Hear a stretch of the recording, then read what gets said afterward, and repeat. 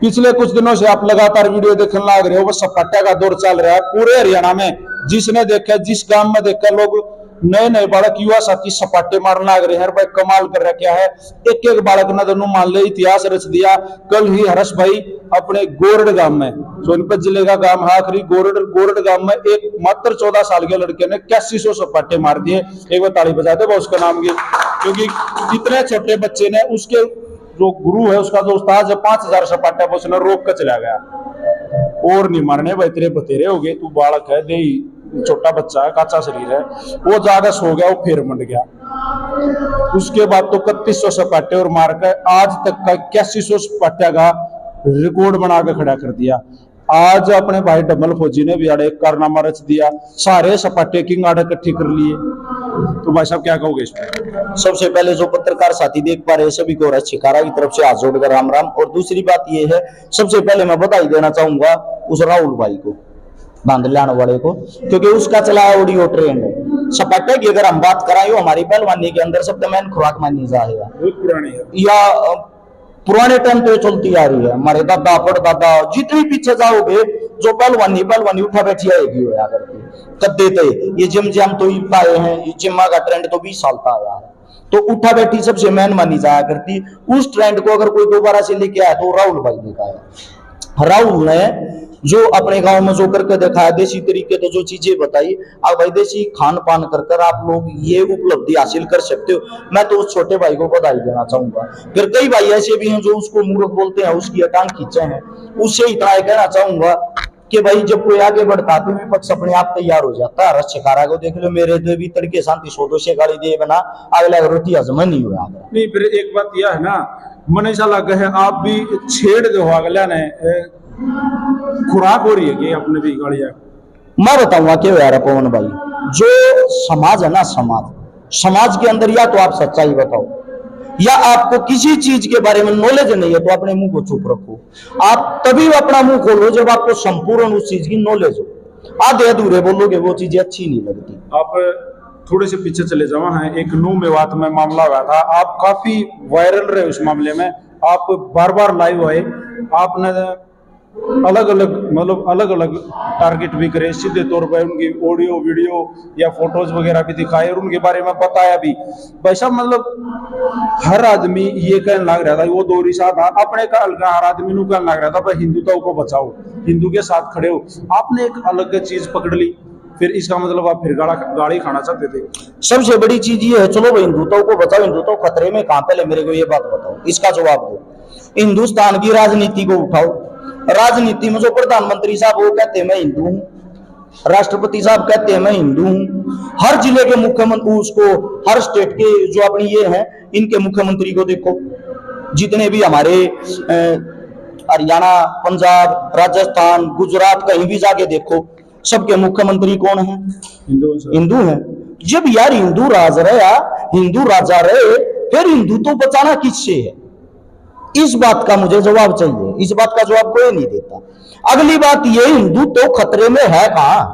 5, 4, 10, 20, 50, 100 घर आपके गांव में भी होंगे मुसलमाना के, कौन से हिंदू काटते देखे हैं? देखें कितने? वो तादाद की बात है। जैसे नू मेवात में है तो वहां संख्या ज्यादा होंगी, तो जहां जिनकी भाई जो ज्यादा होंगे तो वो ताकत तो दिखावेंगे। देखो बड़े भाई, मैं आपको एक बात बता देता हूँ, ये मूर्खता वाली बातें होती है, ऐसा कुछ नहीं होता। समाज में हमेशा से दो पक्ष रहते हैं। एक पक्ष होता है जो चाहता है शांति बनी रहे, उस पक्ष के अंदर 98% आदमी होते हैं, वो किसी भी जाति, किसी भी धर्म, किसी भी मजहब के हों। 2% आदमी ऐसे होते हैं जिनका काम हो रहा है आग लाना। वो हिंदुआ में भी हो, मुसलमाना में भी हो, सब में हो, ऐसी कोई जगह नहीं जिनके अंदर वो नहीं होते। और वो ही ऐसे मूर्ख होते जो बार बार समाज को भड़काने की काम करते हैं। जो हमारी सरकार बनी हुई है भाजपा सरकार, अगर उसके भी आप बैकग्राउंड के अंदर जाओगे, जो आरएसएस संघ जिसकी नींव रखने की कोशिश की थी 1906 में, कामयाब नहीं हो पाई। उसको बनाने में सोचने में 1925 तक 26 आ गया। जिसके इनको रचने वाले थे वीर सावरकर, डॉक्टर हेडगेवार, और वो एक और था, उसका मेरा भी नाम ध्यान आते ही मैं अपने साथ के साथ बता दूंगा। इन लोगों ने इस चीज की नींव रखी। संघ कामयाब को नहीं होया, कदे नहीं मानते हो संघ कामयाब हो गया? संघ कदे कामयाब नहीं होगा। जब संघ कामयाब नहीं हुआ था, संघ ने सरकार बना दी बीजेपी। उन्होंने पैदा की थी बीजेपी, और बीजेपी को पैदा करके उन आदमियों ने उसको ताकत दे दी, आज वह बीजेपी राज कर रही है जिसको संघ चला रहा है। तो आपका कहना मतलब तो सीधे तौर पे ये है संघ राज कर रहे हैं। संघ राज कर रहा, दिखती बात है। अब मैं आपसे पूछता हूं, आप जाति से शायद मलिक हो, जाट हो गए, और जाटों को आपका संघ हिंदू नहीं मानता, मुसलमानों को आपका संघ वो तो अलग ही हो गए, हिंदू है ही नहीं, ना क्रिश्चियन है। दूसरी बात, इससे अलग अगर आप संघ की बात करोगे, जितना भी हमारा दलित समाज है, जिनकी 60 से 65% आवाम है, जनता है, उसको भी संघ हिंदू नहीं मानता। फिर हिंदू कौन है? ये सवाल तो मेरा भी है, हिंदू कौन है? क्योंकि मैं आपको एक बात बताता हूं, आप गामा माज भी यह चीज देखोगे, चलो हरियाणा में तो थोड़ा सुधार हो रहा है, इतनी नहीं है, या दोबारा थी आगे पाई है। जब कोई हमारे दलित समाज का भाई, वाल्मीकि समाज का या अपने दानक समाज का, जाटो समाज का, अगर मंदिर के अंदर जाता है, उसको रोक दिया जाता है, मंदिर अछूत हो जाएगा। ना बेरा हो तो याद दिलवा दूं, हमारे जो इससे पहले राष्ट्रपति थे, उसका नाम, हमारे जो राष्ट्रपति साहब थे इससे पहले, मुर्मू से पहले, राष्ट्रपति साहब ने जब संसद के अंदर एंट्री करी, संसद को गंगा जल से धोवाया गया था, क्या पवित्र हो गया इसके कारण। अरे भाई, जब दलित इतने खराब हैं, इतनी छोटी आप लोगों की मानसिकता, तो कौन सी हिंदुत्व वाली बात करते हो? जो मूल निवासी, आदि निवासी लोग हैं, उनको ये हिंदू नहीं मानते। हिंदुत्व किसको मानते हैं? है कौन हिंदुत्व को बचाने वाला? असली हिंदू है कौन? जब हमारे को तो सर्टिफिकेट बांट दिया, सर्टिफिकेट बांटने वाले कौन है? मेरा दिल, मेरी आत्मा दुखती है जो हम हिंदुस्तान के अंदर रहते हैं, हिंदुस्तान को ये कहते हैं हिंदुस्तान मत को, बोले इसको, इसका जो नाम है इंडिया है, तो इंडिया तो भारत आ गया। मेरे तो बार बार मैं स्पीच देता हूं, मेरे मुंह से हिंदुस्तान निकलता, तो बने लोग सवाल करे, भाई तू हिंदुस्तान क्यों कहा है? हिंदुस्तान वो है जिसका हिस्सा पाकिस्तान, अफगानिस्तान, किर्गिस्तान, तजाकिस्तान, खालिस्तान, फालिस्तान, जो कि मैं भी जितनी चीजों के पीछे तान आते हैं, उन सब का बाप हिंदुस्तान है। इसी से निकले हुए हैं, वो इसी का हिस्सा थे। और उस वक्त हमारी ताकत बहुत अच्छी थी। आज हमारी ताकत बढ़ती चली गई। कैसे? इन्हीं लोगों के कारण, ये जो हिंदुत्व का झंडा उठाए हुए हैं, जो कट्टर हिंदू, कट्टर मुसलमान, कट्टर जाट, कट्टर ब्राह्मण, कट्टर राजपूत अपने नाम के पीछे लिख रहा है, वो अपनी जाति को नुकसान पहुंचा सकता है, फायदा नहीं। क्योंकि उसके अंदर वह जातिवाद, धर्मवाद ठूस ठूस के भरा हुआ। ये जो हिंदुस्तान है, अगर इसकी कुर्बानी की आप बात करोगे, इसके ऊपर जो रक्त बहा, 1857 की क्रांति की बात कर लो, उस वक्त 93,000 लगभग 323-24 लोग शहीद हुए थे। उनमें से 63,300 मुसलमान थे। क्या उन्होंने भाई हमारी आजादी के लिए रक्त नहीं बहा? बिल्कुल। बड़ी चीज के है, बार बार लोग और समाज आपस में लड़ने झगड़ने को तैयार हो जाते हैं। राजस्थान की एक मैं खबर पढ़ रहा था, एक दलित समाज का हमारा जवान बॉर्डर के ऊपर शहीद हो गया। जब गांव के अंदर हुआ है, शमशान घाट में उसकी अर्थी को अग्नि नहीं देने दी। बोले तो दलित है, आधा कड़े दो, अपना आड़े खा ले जाओ, इस शमशाना में भी दूषित करोगे। अरे इससे ज्यादा पाखंडवाद और क्या होगा?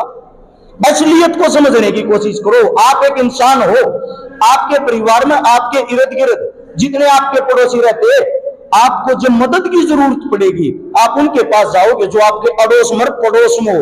ना तो हिंदुत्व वाले न ढूंढो, ना अपनी जात वाले न ढूंढो। जब आपको ऑपरेशन की जरूरत होती है, क्या आपने कभी डॉक्टर से पूछा है आपकी जाति क्या है? जब मेरी जात का नहीं होगा तो मैं नहीं कराऊंगा।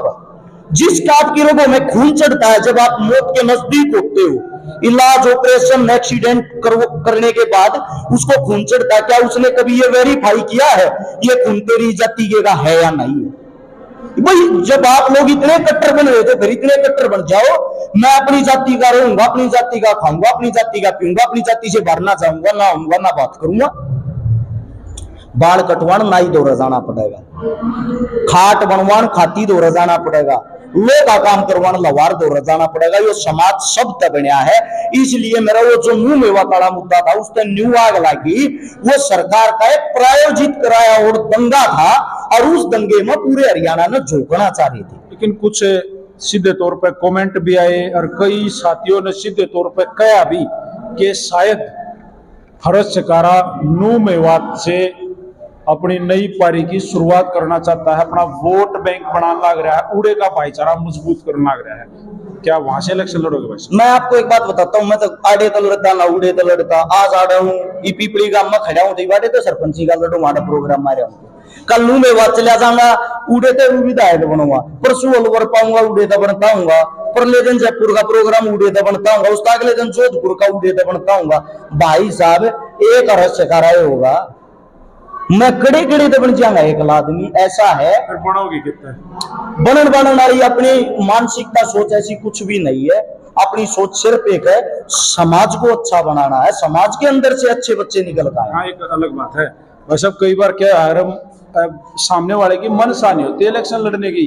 क्या समाज चाव है, समाज भाईचारा अगर चाव है और कल ना अरस्य कारा न ठाव है, सीधे तौर पर आगे को लड़ना पड़ेगा इलेक्शन। तो क्या इलेक्शन लड़ना इतनी बड़ी बुराई है क्या भाई? मतलब नहीं लड़ सकते। वो लड़ना नहीं होता, वो होता लड़ाना।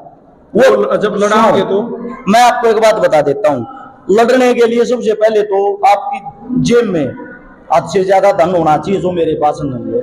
दूसरा, आपकी सहन शक्ति बहुत अच्छी होनी चाहिए, जो मेरे पास नहीं है। तीसरा, आपको झूठ बोलने की कला आनी चाहिए, वह दूर दूरती नहीं, या सच बोलना जब बदे लोग इतने दुश्मन हो रहे हैं। दूसरी बात, आप चुनाव लड़ाओगे किससे?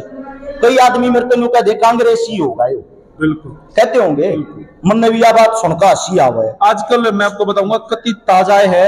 मैंने काफी लोगों की मेरे पास कॉल भी आई, मैं किसी का नाम नहीं लूंगा, या बात भी हुई कि भाई रस काफी नजदीक है तेरे, तो लग है रस खुले तौर पर कांग्रेस में शामिल हो गया। तो भाई साहब कब ज्वाइन करी? इसका मन भी ना, मेरा सर्टिफिकेट तो मेरे पास है नहीं, मैंने ज्वाइन करी। लेकिन आपको ताजा घटना बताता हूँ। मेरा इस 22 तारीख को तिजारा में 20,000 आदमियों का प्रोग्राम था, और परमिशन भी मिल गई, अगले को सब कुछ मिल गया। बाबा भीमराव अम्बेडकर जी का प्रोग्राम। क्या होता है, वो परमिशन मेरे को जब मिली, परमिशन मिलने के बाद उन्होंने मेरे 21 तारीख को पोस्टर लगा दिया सब जगह, पूरे शहर में, पूरे जिले में। वो पोस्टर लगाने के बाद पता चलता है अरज शिकार आने लग रहा है। पुलिस प्रशासन ने तुरंत जितनी भी टीम थी 200-250 आदमी की, सबको उठा लिया, उठाकर थाने में बैठा दिया। और बोले भाई पहले बताओ यो आवे है, बोले ओटपटी बीमारी आओ तो परमिशन नहीं करती। वे छोड़े 22 तारीख ना प्रोग्राम खत्म होने के बाद रात को छोटे सब, उनका प्रोग्राम कैंसिल हो गया सारा का सारा। अब बात क्या है, वहां सरकार किसकी है? कांग्रेस की। मुख्यमंत्री किसका है? कांग्रेस का। तो भाई जब मैं कांग्रेस का हूं तो कांग्रेस भी मैंने प्रोग्राम करने तो क्यों रोका है? नौर में मैंने पुलिस गिरफ्तार करना रही थी, जब मैं नौर के अंदर खड़ा था प्रोग्राम में। वो तो वहां की जनता का धन्यवाद, उन्होंने इकट्ठे होकर 5-6 हजार आदमी थे जिन्होंने बचाया। अब बात क्या है, मैं आपको बताता हूँ। हमारे हरियाणा में किसकी सरकार है? भारतीय जनता पार्टी। भारतीय जनता पार्टी की। हम सवाल जवाब किससे करेंगे? उन्हीं से करते होंगे। अब राजस्थान में किसकी सरकार है? कांग्रेस की। वहां सवाल जवाब किससे करेंगे? जो सत्ता में होगा उसी से सवाल जवाब किए जाते। राहुल गांधी तो क्यों सवाल पूछा? अगला आप तो धोती ठाका अंडर ट्रका में बैठता, उसका खुद का बेचारे का मसूत नहीं बैठ रहा, उस तक क्या सवाल जवाब पूछा? उस तो पूछ भी लिए, वो अपना न्यू क्या देगा, अब मैं आप तो क्यों हो रहा हूँ तारे गवाने में धान लाता अंडू, तुम सवाल करो यार।